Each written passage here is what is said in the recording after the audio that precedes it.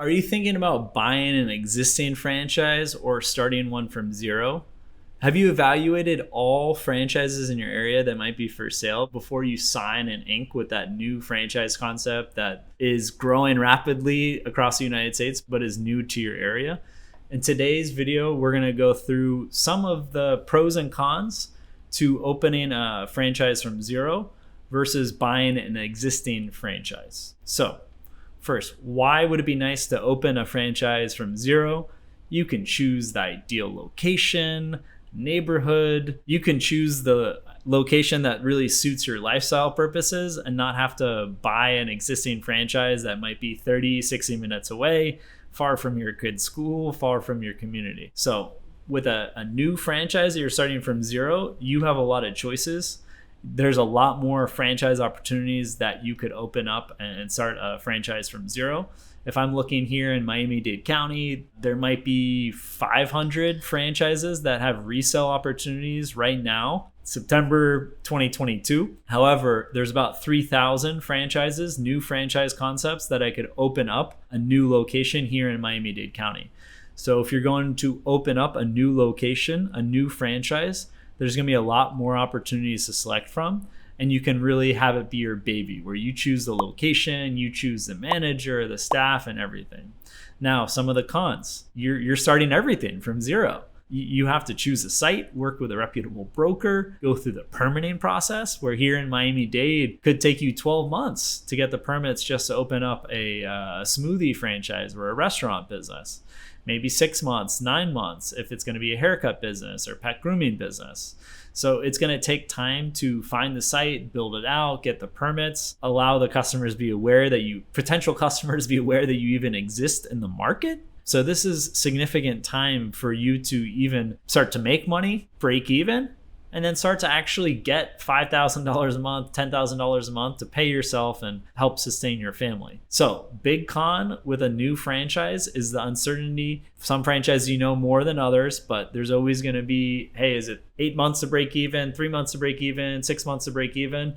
Usually going to be kind of an expected range, but it's on an exact science. So that uncertainty and the time it takes to break even. Pros with resales are a lot of the kind of feed in from the cons that I mentioned from starting a business from scratch, but you generally know what you're getting into. You have the financials usually for the prior 3 years. You're working with your CPA accountant to reconcile and make sure those financials are actually fairly stated, and there might be an opportunity to continue to expand, and maybe the person that's selling that one franchise location or a couple franchise locations has the rights to open up another 3. So you kind of have that roadmap that you can continue to build the business.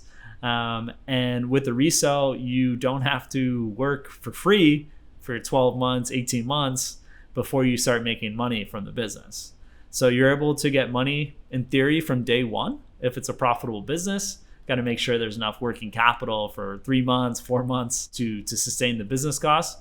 But after you have that money that's being put to work, paying employees, vendors, etc. from the business, it's pretty predictable. Why everyone should explore a franchise resale, even if there's not a franchise resale that is in your territory for a new franchise concept that you're thinking about opening and where you live, is you want to know how much the resale value is to the initial investment cost to open up a business. So say Subway, we recently did a video on the Subway franchise and finding different franchise resale opportunities through bizbuysell.com.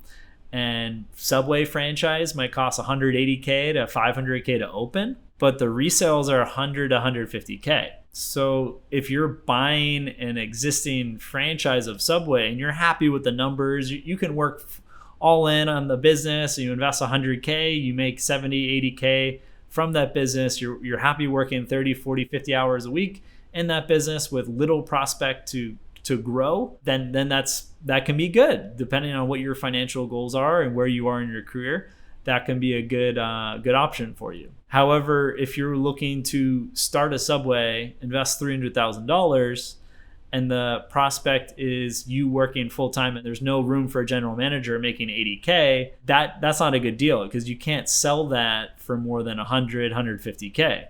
Because without there being enough margin to have a full-time general manager, at least the new owner working less hours, the multiple on the owner's compensation is going to be less than 3 times, less than 2 times. And that is when it's difficult to get your initial investment cost back. So if it costs $300,000 to open a Subway, and Subways are trading at 1 times, 2 times, 3 times max what the owners are making from the business, it's going to be difficult to recoup that initial investment cost. And that's why everyone should at least look at the resale opportunities available in your area for franchises in the industry that you're exploring, as well as resales nationally for that particular franchise opportunity that you're looking at. In a big way, you can contact former franchise owners. And for resales, you can always pick up the phone, and as you're investigating a franchise, throw it out there. Have you ever considered selling? Would you sell for the right price? So some of the best deals that are done on the business for sale market are not franchises, not businesses that are listed for sale, but it's the prospective buyer that reaches out, sometimes through an introduction or a cold call, and sees if it's a franchise resale opportunity. And it's a bit of an art in terms of how you approach that prospective franchisee, as they could have their guard up or they could have their guard lower down and be more open to share some initial financials before signing an NDA and going through a more formal process. So opening a new franchise has its benefits. It's your baby. You can make sure everything's how you like it.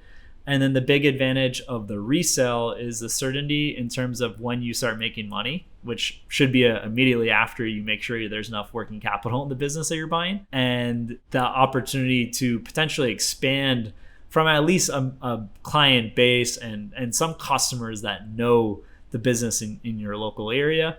And if it's property management resale, you can definitely expand and continue to grow in most cases. And those resale opportunities where it's more buy yourself a job and there's no opportunity to kind of expand and make a lot more money and hire a manager, open up multiple locations, just know that going into it. And it should be pretty clear, especially of how the business is priced.